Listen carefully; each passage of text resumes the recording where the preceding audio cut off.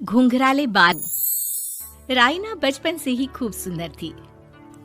उसके लंबे लंबे घुंघराले बाल से हमेशा उसका चेहरा ढका रहता। अरे भूतनी बनकर घूमती रहती है, चल तेरे बाल कटवा दूं। अच्छा, क्यों भला? स्कूल में तो सारा वक्त बांधकर घूमना पड़ता था। अब तो मैं कॉलेज जाऊंगी और बाल खोलकर घूमूंगी। हाँ। अरे ये बाल देख रही है, ऐसे लगता है जैसे मधुमक्खी का छत्ता। खैर, घने घने घुंघराले बालों से राइना सुंदर तो लगती, लेकिन उसे संभालना उसके लिए बड़ा काम था। माँ, अरे माँ, शैम्पू खत्म हो गया है। इस बार वो वाला लाना ना, जो घुंघराले बालों को और बाउंसी बनाता है। माँ ले आना, हाँ जरूर से। कल मेरा कॉलेज का पहला दिन है, मैं चाहती हूँ सब मुझे देखकर जले। अगले दिन राइना कॉलेज पहुँचती है, जहाँ एक लड़का उसे छेड़ते हुए कहता है, अरे लगता है चाउमीन में सोया सॉस कुछ ज्यादा ही गिर गया। अरे मुझे तो चेहरा दिख ही नहीं रहा। लड़कियां भी राइना का मजाक उड़ाती है। अरे यार, ये कंगना की कॉपी करके कौन आया है? लोकल कंगना, और कौन? राइना को सभी पर गुस्सा आता है, लेकिन वो कुछ नहीं कहती। स्कूल में तो बाल बंधे ही रहते थे, लेकिन कॉलेज में राइना एक लड़की से कहती है, हाय, मेरा नाम राइना है, मुझे आर्ट्स डिपार्टमेंट में जाना है। कहाँ से है रास्ता? अपने बाल हटाकर देखो, सामने ही बोर्ड लगा है। राइना को कॉलेज में भी दोस्त बनाने में दिक्कत आ रही थी। वो रोते रोते घर आ जाती है। माँ, मैं क्या करूं? आज तो सारा दिन लोगों ने न जाने क्या क्या बोलकर मेरा मजाक ही बना कर रख दिया। माँ प्लीज कुछ करो ना मेरे बालों का। मैंने तो पहले ही कहा था कटा दे, पर तू। अरे कटाने से क्या होगा, उल्टा जो थोड़े बांध कर ये इन्हें समेट सकती है ना, वो भी नहीं कर पाएगी। तो क्या मेरी कोई दोस्त नहीं बनेगी कॉलेज में, या मैं हमेशा लोगों के मजाक का ही शिकार होती रहूंगी? राइना जोर जोर से रोने लगती है। तभी उसका छोटा भाई आ जाता है और राइना के बालों के बीच एक पेंसिल छुपा देता है। तभी उसका दोस्त भी पीछे से आ जाता है। अरे ढूंढो ढूंढो, कहाँ है पेंसिल? मैं नहीं बताऊंगा। दोस्त काफी कोशिश करता है, लेकिन उसे पेंसिल नहीं मिलती। वो वहाँ से चला जाता है। थैंक्स दी, आज आपके बालों ने तो मुझे बचा ही लिया। अच्छा, बहुत दिनों के बाद बालों को लेकर कुछ अच्छा सुनने को मिला। मुझे भी पहले लगता था कि मेरे बाल सबसे सुंदर है, लेकिन अब पता चला। अरे क्या पता चला, क्या हो गया?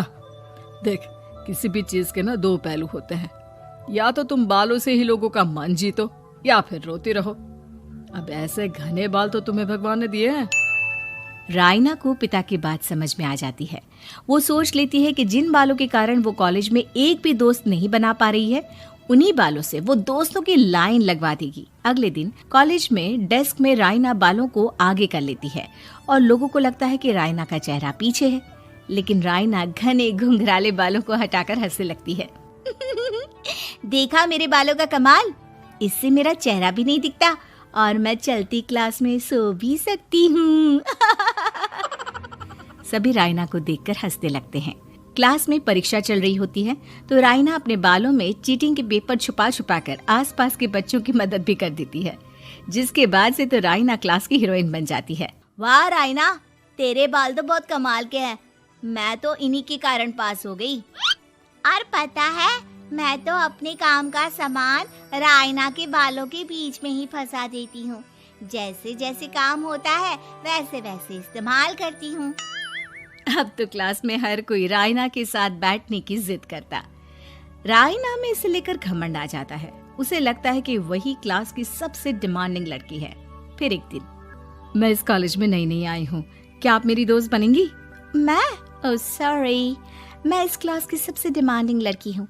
हर कोई मेरे साथ ही रहना चाहता है। एक काम करो ना, वो पीछे की सीट दिख रही है, जाओ जाकर वहीं बैठ जाओ।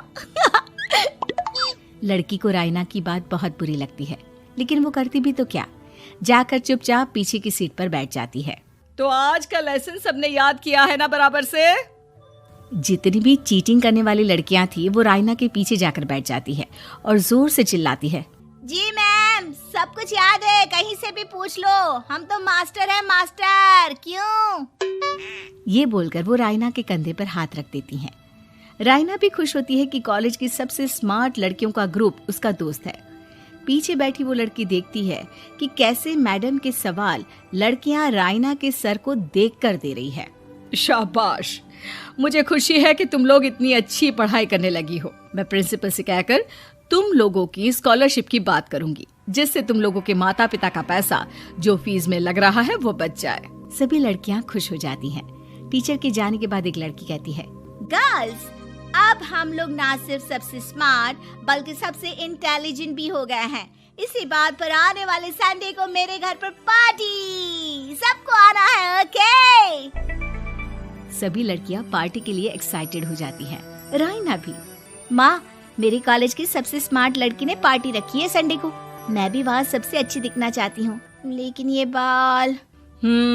घुंघराले बालों का तो कर भी क्या सकती है। तभी उन लोगों की नजर पार्लर के एक इश्तिहार पर पड़ती है जो 3000 रुपए में बाल स्ट्रेट कर रहा था। माँ, मुझे पैसे देना, मैं बाल सीधे करवा कर आती हूँ। संडे को पार्टी में सबसे अच्छी लगूंगी। बस फिर क्या था, अपने घुंघराले बालों को रायना पार्लर जाकर स्ट्रेट यानी कि सीधा करवा लेती है। और फिर पार्टी वाले दिन, हाय गर्ल्स, कैसी लग रही हूँ मैं? ओह नो, शिट, ये क्या करवा लिया बालों का हाल? और जिसके घर पार्टी थी वो लड़की, अरे ये क्या करवा लिया?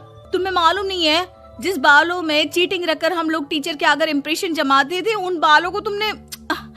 अरे हमें तो स्कॉलरशिप भी मिलने वाला था, अब तुमने बाल सीधे करवा लिए। अब तुम हम लोगों के लिए किसी काम की नहीं हो। अरे लेकिन हम दोस्त तो है ना, क्या मैं अच्छी नहीं लग रही हूँ? हमें तेरे अच्छे और बुरे लगने की कोई जरूरत नहीं है। हम लोगों को तेरे बालों से फायदा था, अब वो नहीं है तो हम तेरे दोस्त भी नहीं है। जा जाकर बाल वापस घुंघराले करके आ, तभी तो हम लोगों की दोस्त बन सकती है। रायना रोते रोते घर आती है और माँ को सारी बात बता देती है। माँ, ला पैसे दे, मैं बाजार जाकर बाल ठीक करा के आती हूँ। लेकिन माँ, मुझे ये बाल बहुत अच्छे लग रहे हैं, काश ये बाल मैं पहले ही सीधे करवा लेती। देख बेटा, पैसे तो मैं तुझे दे दूं, लेकिन वैसे बाल करके तू फिर ऐसे दोस्त बनाएगी जो तेरे साथ मतलब के लिए जुड़े हैं। लेकिन इन बालों में तू ऐसे दोस्त बनाएगी जो तेरे साथ जीवन भर का साथ निभाएंगे। रायना को माँ की बात समझ में आ जाती है।